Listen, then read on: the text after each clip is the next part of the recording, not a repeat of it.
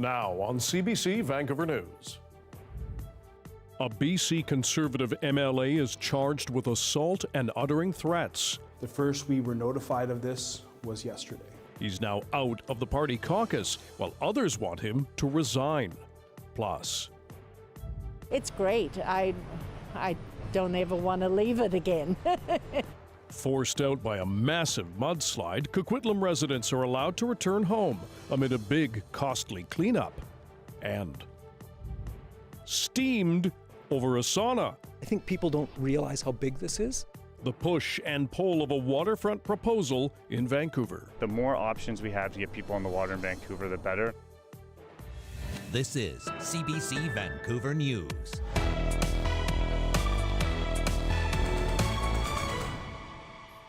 Hello, I'm Dan Burritt. Thanks for joining us. A BC Conservative MLA has been charged with several violent offences. The counts against Han Chan date back to before he was elected. As Katie DeRosa reports, he's now been removed from the Conservative caucus. Richmond Centre MLA Han Chan has been charged with assault, assault by choking, and uttering threats. The alleged offences occurred in January 2024 in Richmond, months before Chan won the riding for the BC Conservatives that October. A special prosecutor was appointed last June and approved the charges on Wednesday. The BC Conservatives have now removed Chan from their caucus. Very serious charges that MLA Chan is facing. The case has been designated a K-file, which indicates it's an alleged case of intimate partner violence or domestic violence. The victim's identity is unknown. The Conservatives, NDP, and Greens have all condemned intimate partner violence. CBC News could not reach Chan for comment, but someone from his constituency office says Chan disagrees with the allegation and looks forward to defending himself through the legal process. He will continue to cooperate fully with the police and court process. NDP MLA Grace Lohr says Chan has violated the public trust. Personally, deeply disappointed that we did not see Conservative leader Trevor Halford call for the resignation of MLA Chan. One political scientist says it's surprising it took so long for the details to be made public. I do think this does raise questions about the BC Conservatives and how they were vetting those candidates. The BC Conservative Party tells CBC News all candidates are asked whether they're aware of any investigation or criminal charges against them. They say Han explicitly said no. The first we were notified of this was yesterday. An MLA can be removed from the legislature if they resign or face a recall campaign.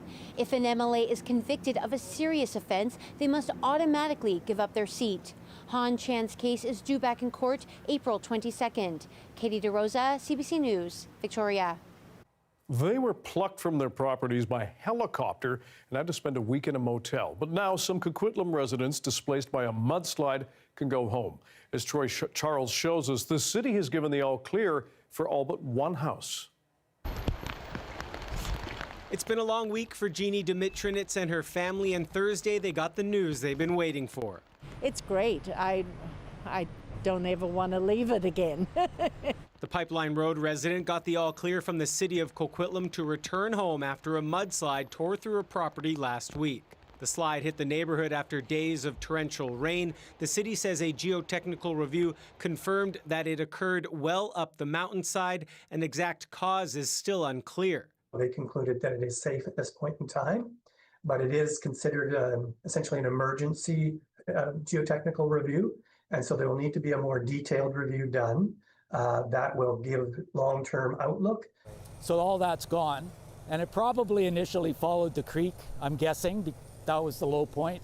Jeannie's husband Terry says luckily their home was not damaged. The same can't be said for his parents who live next door. Their home is encased in a wall of mud and debris. We will be sending some staff in there to retrieve some belongings for them, but at this time they won't be able to return. In the meantime, the elderly couple will be living with Terry and Jeannie. We figure this will be the best place for them and they can keep an eye on it and while we get it fixed up for them to go back to. Jeannie says they will foot the bill for the cleanup and restoration of their in-laws' home. We're not covered at all. One insurance broker says landslides are a common exclusion under standard home insurance policies. Landslides, they're absolutely and highly unpredictable. So if you can't predict the risk, you're not able to price accordingly. Terry admits getting his parents' home to a livable state will be long and messy. I've been playing in the mud for 40 years. You know, the construction background, it's super ugly, but it's certainly not something that we won't handle. Troy Charles, CBC News, Coquitlam. City Council in Burnaby is getting a shakeup after 3 longtime councillors announced they will not run in this fall's election. Laura Vanderveen explains the possible impact on one of BC's largest cities. When Burnaby residents go to vote for city councillors in October, the ballot will be missing some big names. 3 city councillors who have led BC's 3rd largest city for decades are saying goodbye. Certainly it's a change to Burnaby's local political landscape. Councillors Pietro Calandino and Sav Dhaliwal, who have been on council for 24 years, say it's the right time. While Alison Gu, who won the most votes in the last election, says she's ready for something new. This is just a good time for me to look at ways to be even more effective and take some of my skills and experiences and work on more issues that I really care about. Every Burnaby election in the last 45 years has seen the majority of council re-elected. And since the 90s, the NDP-affiliated BCA party has dominated City Hall. But last year's federal election wiped out the local NDP MPs, including former party leader Jagmeet Singh. Dhaliwal isn't worried about that translating to the municipal level. He says residents care more about responsible leadership than political parties. They couldn't care less whether we were wearing orange ties, blue ties, or red ties. It didn't matter.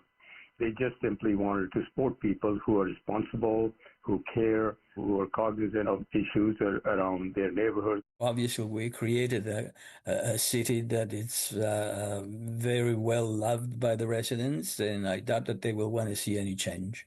The BCA won't run a mayoral candidate against current independent mayor Mike Hurley if he seeks re-election. Hurley wouldn't respond to our question of whether he's planning to run. He has almost $200,000 saved in a trust from prior campaign contributions that are ready for him to use if he decides to run again. Last election, he ran unopposed, and just 19% of residents voted for council seats. But this year is shaping up to have more openings and perhaps more interest from voters. Lauren Vanderdeen, CBC News, Burnaby. A proposal for a floating sauna on Vancouver's waterfront is getting some people steamed. City Council conducted its first round of public feedback for a proposed rezoning of Kitsilano's Heritage Harbour. Justin McElroy has more on who is and is not on board. Heritage Harbour. It's a small marina located in the center of Vancouver with about 15 old vessels. But what if it was also the site of a giant sauna?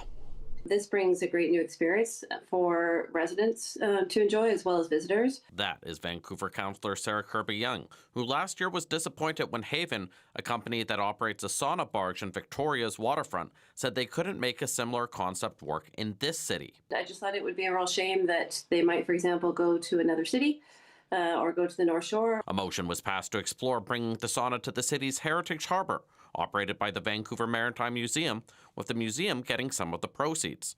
The proposed rezoning envisions the sauna and the old boats living side by side, but their owners don't think that's feasible. It represents a 5,000 square foot wall of steel that'll go between the beach and the mountains. I think people don't realize how big this is. Dwayne Elverum represents the tenants at the harbour. He argues it's too big for the area, could damage boats in a windstorm, privatizes public space, and is only being promoted to help the museum's finances.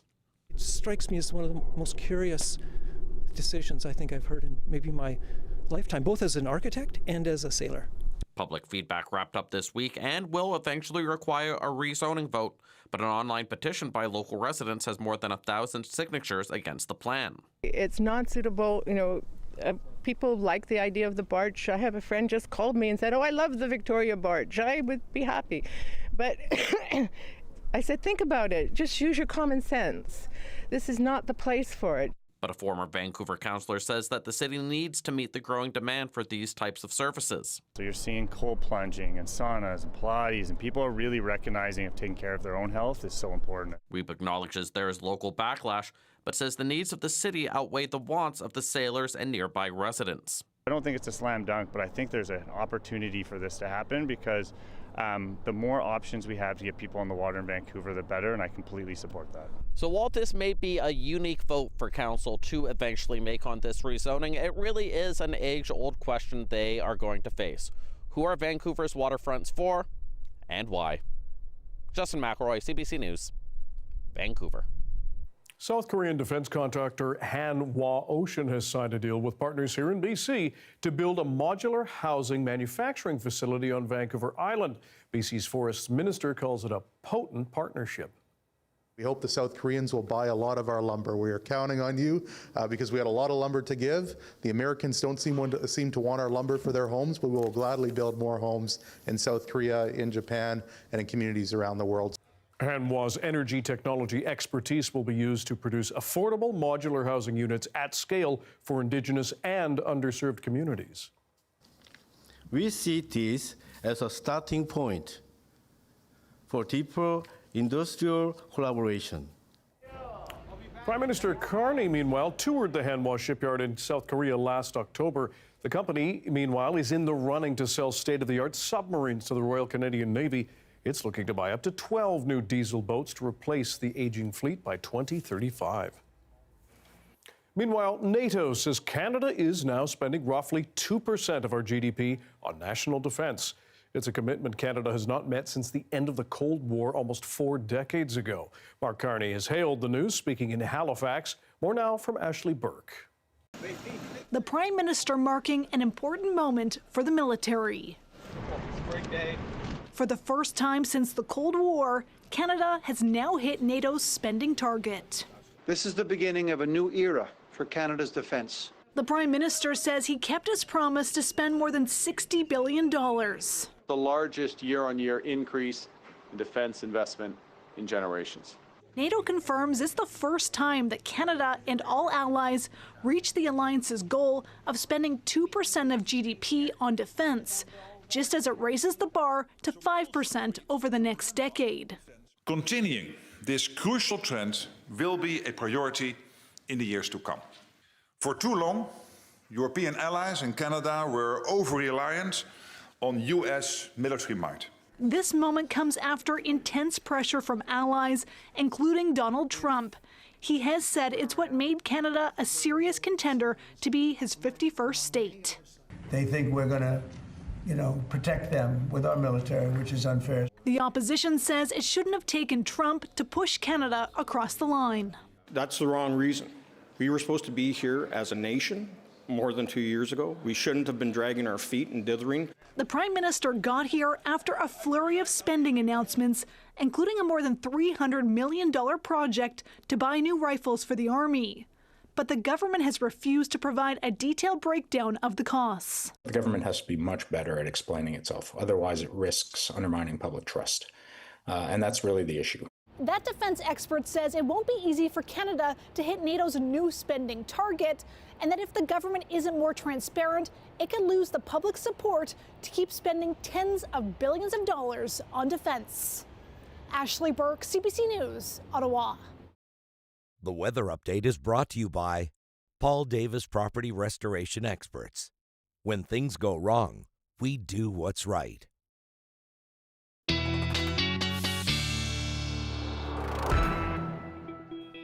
Busy day in the weather office. Our expert Darius Madavi here with a first look at the weather and some winter warnings again. That's right. These were just issued within the last couple hours. We've seen 10 to 15 centimeters of snow starting to come down. That will continue for much of the north coast just through the overnight hours and should drop before the morning. For Pine Pass, it's probably lasting into midday tomorrow. North and central coast, I should say. It was recently expanded down to the central coast as well. We'll be watching that into tomorrow to see what those disruptions look like. Beyond that, we've seen some high elevation flurries and low elevation showers happening today. We heard some hail earlier today on the roof of the CBC building as well. As we look to the next few days, a few showers continue for northern sections of southwest BC, but we see alternating cloud and clearing down here in the more southern parts. Okay, thanks, Darius. Thank you. Coming up, it's not an ordinary hospital, but this doctor does do major surgery. Ruth Hasman has been bringing stuffies back to life for decades. You're going to meet her and her work after this.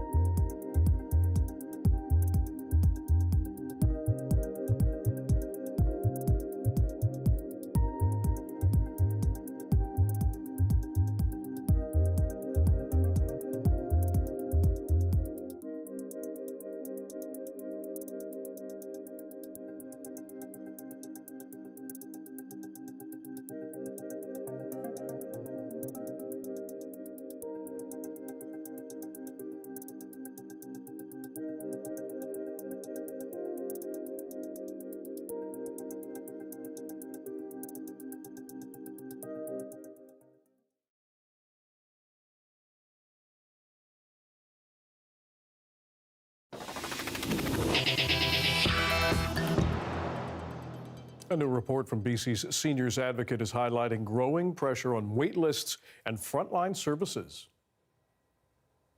It's clear from the data we've heard today that we're not even maintaining the same level of services. In fact, we're actually going backwards. Seniors and their families in British Columbia deserve to have essential frontline services. The Monitoring Seniors Services 2025 report data shows wait times for knee surgeries have increased more than 60% and hip replacements by 70% in the last 6 years. It notes last year 13,000 seniors applied for subsidized housing. Only 7% got it. UBC students got an out-of-this-world experience earlier in the day, speaking with astronaut and UBC alum Jessica Meir live from the International Space Station. So to me, it's an incredibly exciting time because there are so many different ways to be involved in space than there used to be, and that's growing and growing and growing, and will be more accessible to the general public the further we go. So I definitely do see a lot of opportunities for growth in terms of jobs, in terms of exploration and excitement as we go. Meir is living on the ISS for an 8-month science expedition. We spoke with some students after their chat. Of course, this was an incredible opportunity. I think it's one of the craziest experiences I've ever had. And just seeing her on the screen, yeah, as you said, there's a huge gasp and everyone was so excited. And honestly, just once in a lifetime opportunity. Yeah, absolutely. And for you, Kevin, what was one of the main takeaways that you heard her in terms of her answering some of the questions? Yeah, she spoke very eloquently on a wide variety of subjects. She talked about how we can be inspired by nature in implementing a lot of our technologies in space.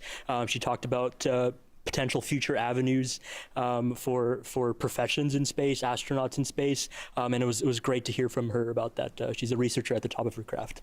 Absolutely. And so, even me watching her, it's such a role model to see a young woman up there in space at the top of her industry, really. Adrija, what was like that for you to see? As a current UBC student, it was really inspiring to see an alumni doing so incredible in her field. It really makes me want to continue my studies and research in order to, have someone sort of guide me to, achieving my best as a role model. From pet attacks to missing parts to just too much loving, there's almost no teddy bear Ruth Hasman can't fix. Our Michelle Gomez explores her hospital and spa she used to nurture stuffed toys back to life. Hello, Dr. Ruth. How are you? Good seeing you. This is Ruth Hasman, a former seamstress. She's dedicated her retirement to repairing old and broken stuffed animals. Welcome to the Teddy Bear and Stuffy Hospital. This is where the magic happens. This is where it happens.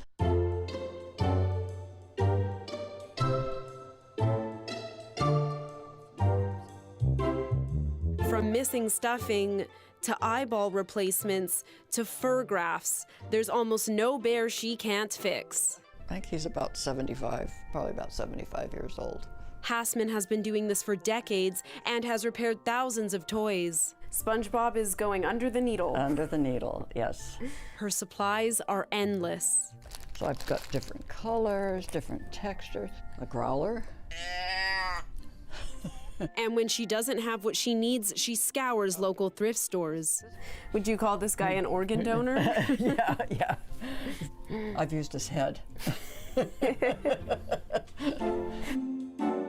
And her favorite part is meeting the clients and hearing their stories. I get these little notes from the kids, and it's like, it just pulls my heart.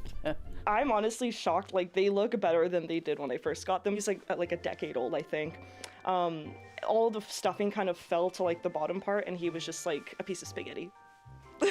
He's tired. He's had a long day. Hasman says Sylvester is expected to make a full recovery. So that's an organ donor. That's been an organ donor. These are all ready to be picked up? They're all ready to be picked up, yeah. Blue sky over White Rock. Darius has your BC-wide weather forecast next.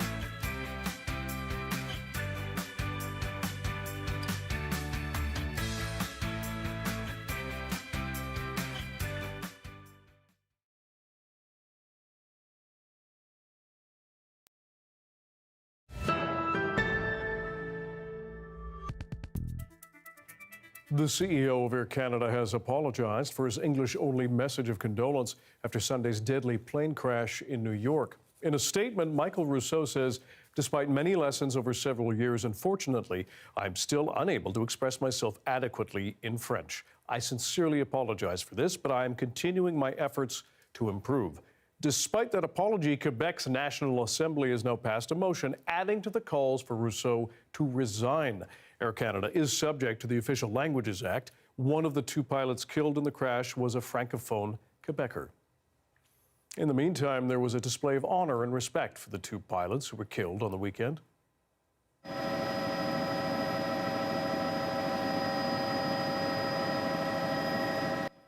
Two hearses arrived at an airport in New Jersey where dozens of Air Canada pilots and some family members paid their respects. 30-year-old Antoine Forêt from Coteau-du-Lac, Quebec, was captaining the jet when it crashed into a fire truck on a runway at LaGuardia Airport. Mackenzie Gunther of Ontario was the first officer. The plane has now been removed from the tarmac and the runway has reopened. The federal government has introduced a new bill aimed at better protecting elections in Canada. Violating Canada's electoral integrity is a serious act that requires meaningful consequences. And so we are giving the Commissioner of Canada Elections additional tools for effective compliance and enforcement. Bill C-25 would ban digital deepfakes of candidates. It would also expand protections against threats of foreign and domestic interference. The legislation also takes aim at long ballots. That's the stacking of ballots with independent candidates, a tactic used as a form of protest against our current first-past-the-post system. The International Olympic Committee has now banned transgender women from competing at the Games. The new policy will require athletes to undergo genetic testing to determine if they are eligible. The CBC's Karen Pauls has that story. No, it's gone out the back door. Laurel Hubbard was the first openly transgender woman to compete in the Olympic Games. She didn't win a medal. At the 2024 Paris Olympics, two boxers competing in the female categories both won gold in their weight classes. Neither are transgender and both have always competed as female, but a year earlier they were banned from the World Championships over a gender eligibility test. One of the things that we like to see, especially in sport, is fair and equal treatment of everyone on that field of play. Now, a new IOC policy says eligibility for any female category is limited to biological females, determined by a mandatory one-time gene test. But at the Olympic Games, as you know, the smallest little bit of an advantage can be what makes you a gold medalist or not.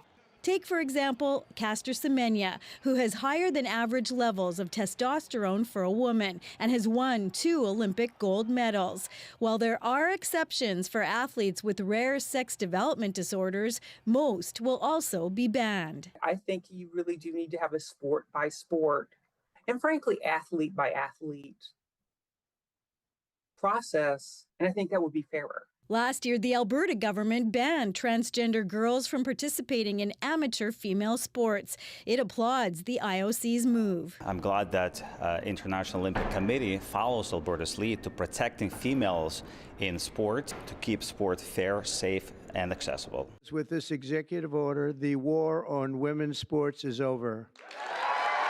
Shortly after taking office, U.S. President Donald Trump banned transgender women from competing in women's sports. Some say the IOC bowed to that in advance of the 2028 LA Games. It is U.S. administration, I'm sure, from where there is a lot of mobilization. The IOC says this new policy is effective going forward, and it won't be looking back to see if any other athletes would have won medals if these eligibility restrictions had been in place.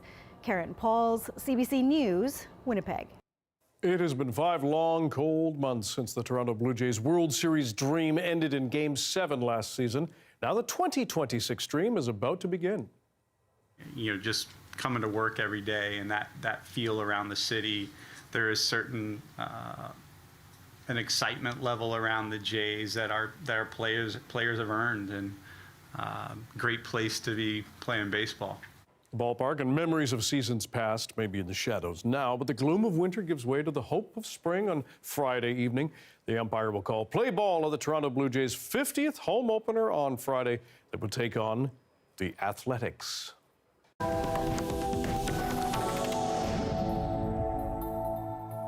Ousted Venezuelan President Nicolas Maduro and his wife made their second appearance in a New York court on charges of narco-terrorism. Free Syria from these walls! Free the prisoners! Free them all! Crowds of critics and supporters of the former Venezuelan strongman gathered outside the courthouse where a hearing was held on how the couple's legal fees will be paid. Maduro and his wife are accused of running a cartel within the Venezuelan government that flooded the U.S. with cocaine. Both have pleaded not guilty. U.S. forces captured the two during a nighttime raid in Caracas in January. A delegation of Russian lawmakers has arrived in the U.S. for talks with members of Congress. It is the first such trip since Russia invaded Ukraine more than 4 years ago. Russian drones, meanwhile, have attacked Dnipro, which is an industrial hub. One of the drones struck a 4-story residential building, sparking a fire on 2 floors. 5 people were hurt in that residential area. Russia has stepped up daytime drone strikes in Ukrainian cities in recent days. U.S. President Donald Trump has extended his deadline for Iran to reopen the Strait of Hormuz. On social media, he claims talks with Iran are going very well, and he's extending his pause on bombing Iranian infrastructure.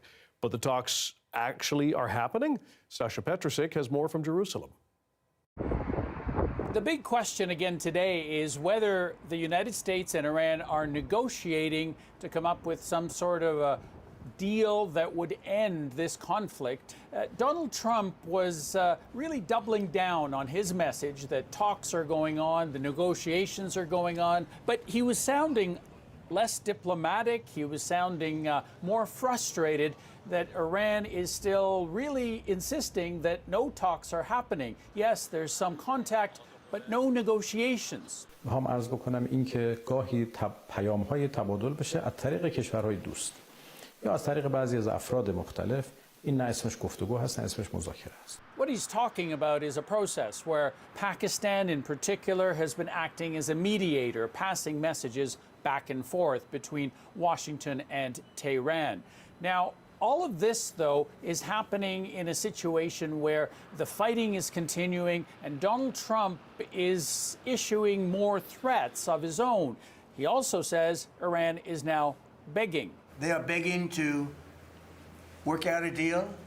I don't know if we'll be able to do that. I don't know if we're willing to do that. Now, Trump issued a warning today, too, saying that Iran better get serious soon or it won't be pretty. He posted that online.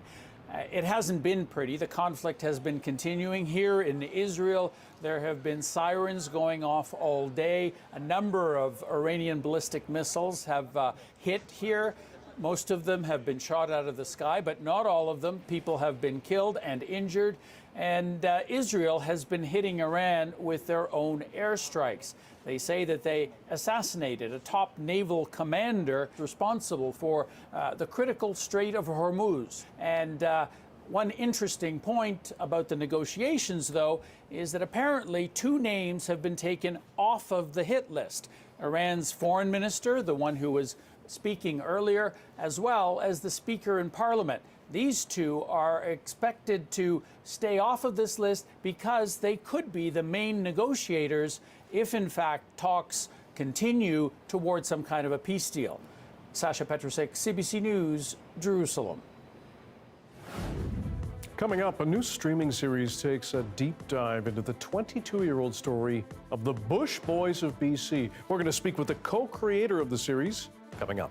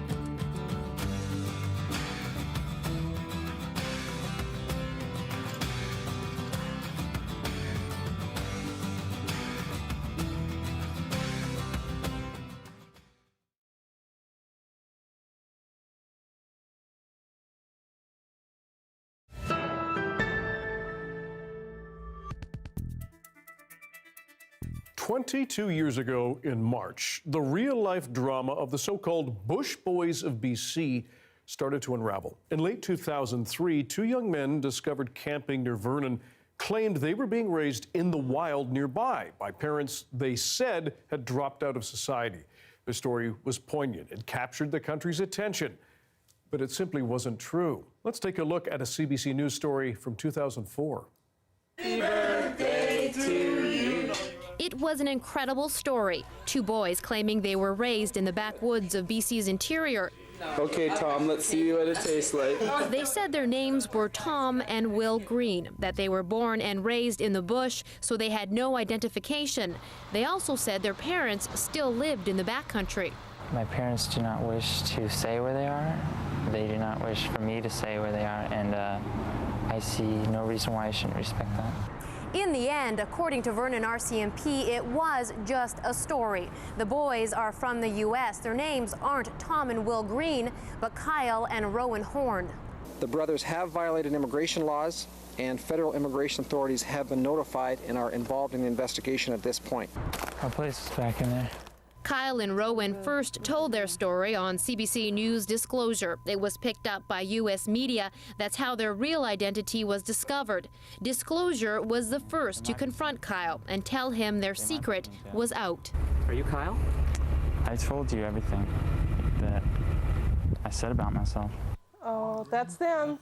For the first time since last June, the boys' parents saw them on a television news story. Along with their grandmother, they were relieved to hear the news. Apparently he's trying to get a job up there. Roger and Diana Horn say they've been having trouble with their sons. The oldest, 23-year-old Kyle, was kicked out of the house when he wouldn't get a job. 16-year-old Rowan ran away after attempts were made to force him into treatment for an eating disorder.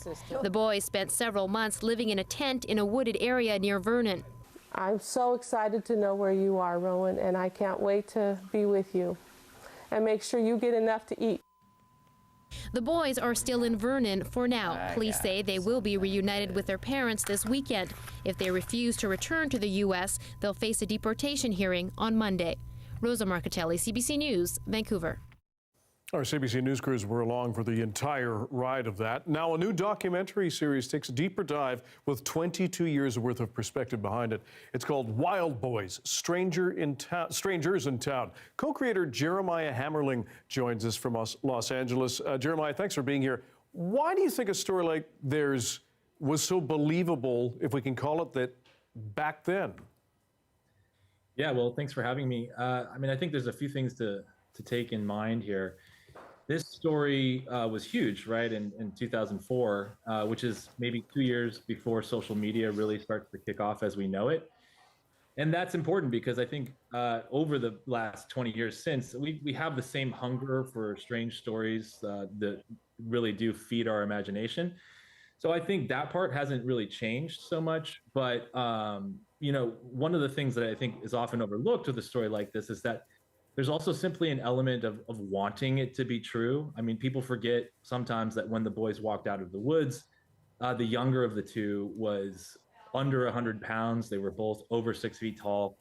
So there was also a sense that their physical presence made it feel believable because they'd been on the road for a while. They were both kind of malnourished. But I think part of it is just this very human and basic desire to want to believe in the things that are very impossible or near impossible.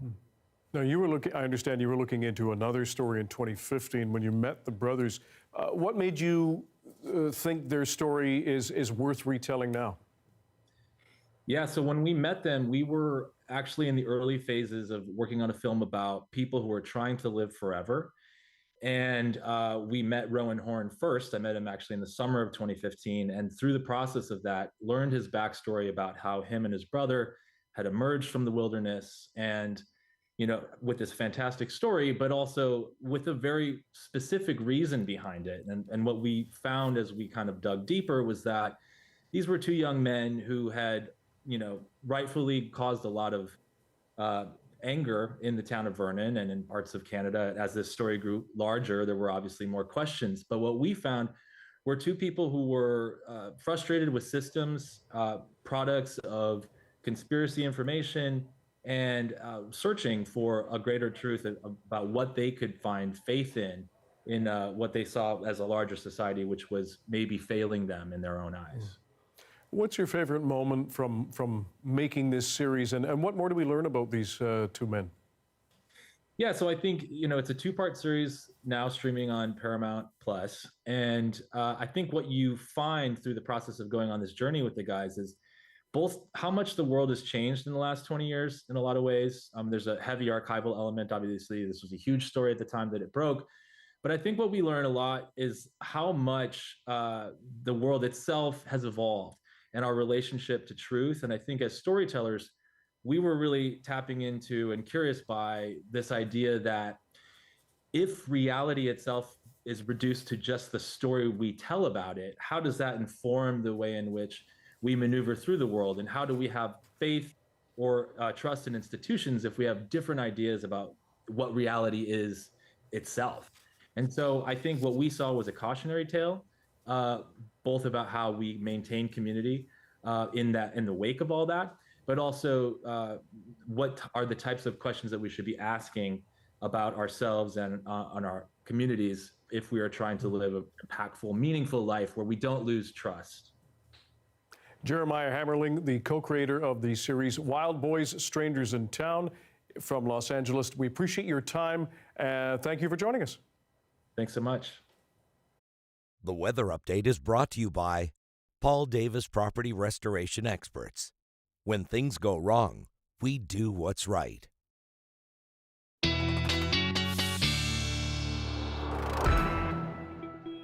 Darius Madavi here with the BC Wide Weather Forecast and more on some power outages. That's right. The numbers are a lot lower than what we've looked the last couple days, but still a number of people without power. 300, those are mostly in Coquitlam due to a tree falling on some wires. The northern ones, the vast majority of these are in Hudson's Hope, still under investigation. And then there are a couple dozen outages still on Vancouver Island as well, but crews very much hard at work trying to get those back online too. I want to return to the snowfall warnings that we looked at earlier in the show. 10 to 15 centimeters along the much of the inland coast, and then also 10 to 15 centimeters for Pine Pass. These ones, this warning is going to last longer into tomorrow. This one should drop overnight. As we look at the precipitation that's coming in, again, a fair bit of snow coming to a lot of these areas. I think it's fair to say more than was originally expected for many of these areas. At first, that snowfall warning on the coast was just for Kitimat and then expanded to Terrace and Bella Coola. We're going to see that snow continue to fall along Pine Pass pretty much through the night. It's just really that band is concentrated there. Then it mostly moves off of BC and we see a general drying trend across the region. With that said, we are going to still see some activity, some showers coming in and out. Things remain unsettled over the next few days across much of the province, but most people seeing some sunshine mixed in there too. In terms of temperatures, we are going to see that warm air start to creep up north, further up to the central interior. Things are quite warm in the southern interior, a few degrees warmer than normal, but they return back towards normal as we get into the end of the weekend, and we see a cold front move on to BC, spreading some showers to the southwest coast, and also reaching into the interior. Tomorrow, generally unsettled conditions in the north. Again, we have that snow that's going to be moving across, that band of snow that should move off by around midday, maybe early afternoon, but some unsettled conditions remain in its wake. Down in the south, mostly sunshine, although the west coast of the island definitely getting some more rain, especially up around Sabalas. And then for Metro Vancouver, over the next couple days, we do get a fair amount of sunshine. Tomorrow will probably start quite cloudy, and then we start to see some clearing through the day. Generally, by the end of the day, most people are seeing a good amount of sunshine. Saturday, mixed skies with some showers possibly mixed in there. It has been trending cloudier, but I'm still saying there's going to be a good amount of sunshine. And then Sunday, slight chance at those highest elevations of Metro Vancouver, like in the Alpine, sure, those highest elevations of Metro Vancouver, of a flurry in the early morning, in addition to those showers. Okay, we'll add it to the bingo card. Darius, thanks very much. Thank you. Fresh off a concert in Vancouver, Juno-nominated singer-songwriter William Prince sits down with CBC News to talk healing, spirituality, and his influences. Stick around.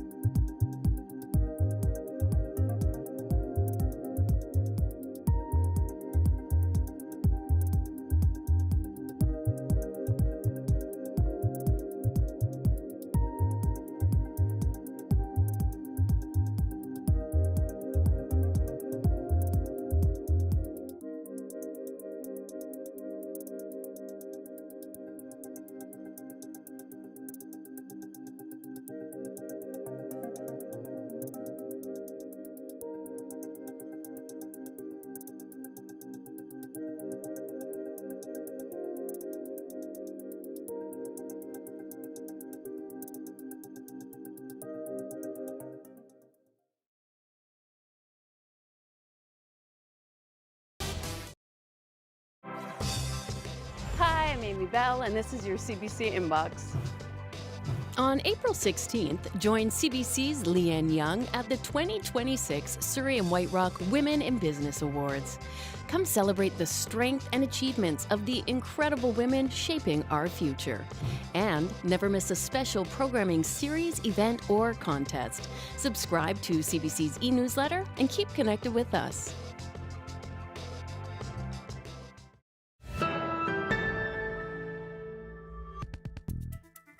Canadian folk and country musician William Prince was in Vancouver earlier this month, playing in support of his 5th studio album called Further from the Country. The singer-songwriter from Manitoba's Peguis First Nation has won 2 Juno Awards and is nominated this year. He took a break from his cross-country tour to speak with the CBC's Wamish Hamilton.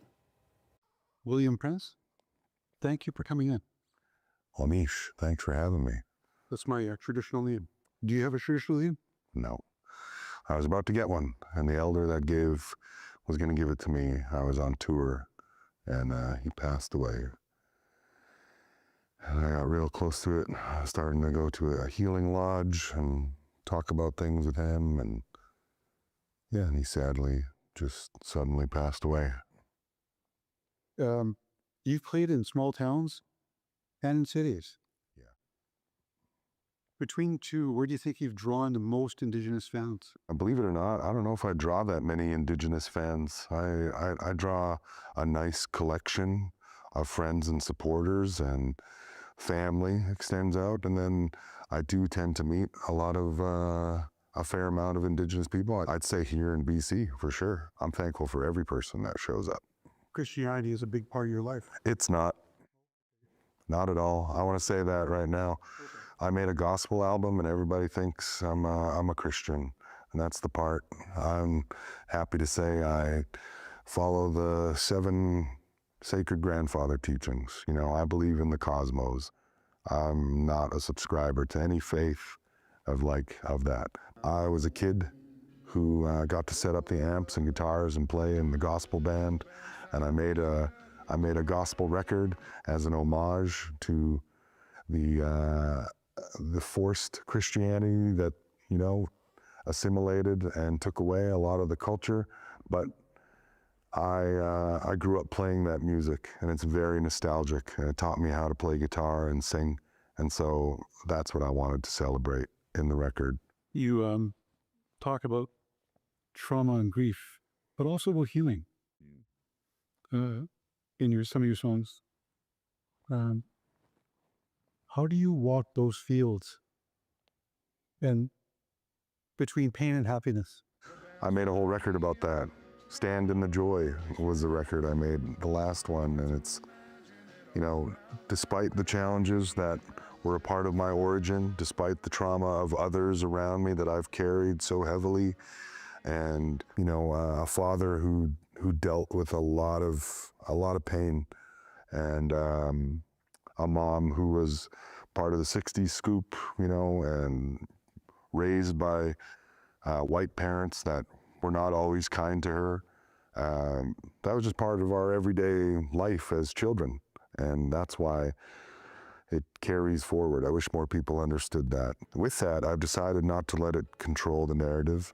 You know, we are not, our trauma is not our fault, but dealing with it is our responsibility, something along those lines, I believe. I want to show the world that I am enjoying this ride. I'm happy to be here. I get to be here, I don't have to be. And I'm not afraid to cry it out once in a while, you know. I think more people should embrace that softness and recognize what they're feeling so that we can find a way to live with it. Something a healer said to me recently. He was saying, people who come to see him who had been residential school survivors, he asks them, are you always going to use that phrase to define yourself? Because it seems to me every time you call yourself a residential school survivor, you go back to that place. Is that back again? Yeah. What is next? Where is next? He said, I can't answer that for you. You have to think about that yourself. Rightfully so. I agree. I'm lucky, you know, I've been through some difficult, challenging things, but nothing of that magnitude, I will say. I was never taken. I was never displaced. The next place, I hope, is at least some kind of optimism that we as Indigenous people, my cousin, he's a great teacher to me. I very much like how he is always rooting for our good, our laughter, our joking nature, our way of our performance, dancers, artists, painters. These are the Indigenous people that I'm surrounded by these days. My cousin, Indigo Arrows, just an incredible designer, and Blake Angikaneb, one of my best friends, a painter, and doing insane collaborations. Sorry, just my cousin Alan running the Sakiwe Festival in Manitoba that brings great music to neighborhoods that don't always get that kind of music. William Prince, thank you for your time and thank you for coming by. Thank you, Amish. Thanks for having me. Nice chatting with you. Beautiful voice. Love it. And you can watch William Prince perform live on the Junos on Sunday, 5 o'clock Pacific, right here on CBC Television and CBC Gem. So check it out. In my hometown of Hamilton, Ontario. There you go. Thanks for being with us tonight on CBC Vancouver News at 6. You can watch this newscast on CBC Gem, YouTube, and our website. And we will have your next local news at 11 o'clock right after the National. And Michelle Gassou will be here with him for you tomorrow. Good night.